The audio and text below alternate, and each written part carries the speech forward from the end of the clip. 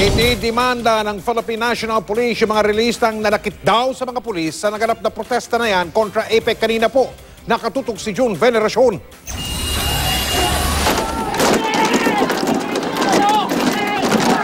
Apat na pulis ang sugatan na magkagulo sa anti-APEC rally sa Buendia, Corderos Boulevard.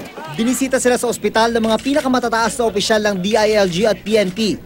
Kwento ng mga nasaktan, halo-halong tama ang inabot nila mula sa mga ralista. Parang gumawa sila ng shield na made from plywood. Tapos, medyo pinababa ko yung shield ko. May babae kasing nahihilo sa harap ralista doon. Sabi ko, alisin niyo na ako yung mga kasama ng babae.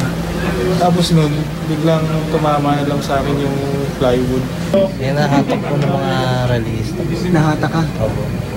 Nagkagulo po kasi hindi ko napansin marami na palang sugat. Bagamat patuloy raw ang maximum tolerance policy ng PNP, hindi raw dapat palampasin ang pananakit ng mga ralista. We will file charges sa mga nakasakit sa mga tao natin. Kinamayan, tinapik sa balikat at pinasalamatan.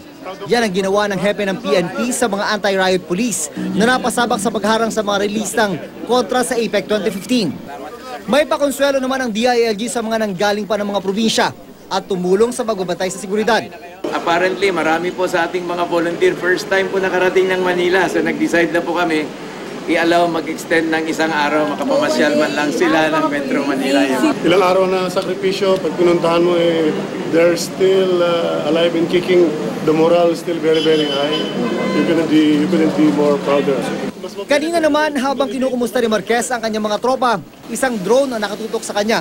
Walang problema dahil otorisado naman ito. Pero dalawang drone na pinalipad ng mga sibilyan ang muntikan na raw pabagsakin dahil pumasok sa no-fly zone, nakasama sa mga paghigpit na ginawa para sa APEC 2015. Pinagsabihan na rin po namin yung mga nagpapalipad na unless gusto nyong i-shoot down namin ito, huwag nyong gagamitin. Napasugod naman ang bomb squad ng Manila Police District sa Calao at Orosa dahil sa kahinahinalang sasakyan na walang driver at ilang oras nang nakaparada. Masusing ininspeksyon at binuksan ng bomb squad ang sasakyan. Bakaraan ng 30 minuto, cleared sa anumang pampasabog ang sasakyan. Ang ban ay kabilang pala sa mga sasakyang ginamit ng mga nagkilos protesta. Ayon sa PNP, sa pangkalahatan, mapayapang naidaos ng bansa ang APEC 2015. June Veneracion, Nakatutok, 24 Oras.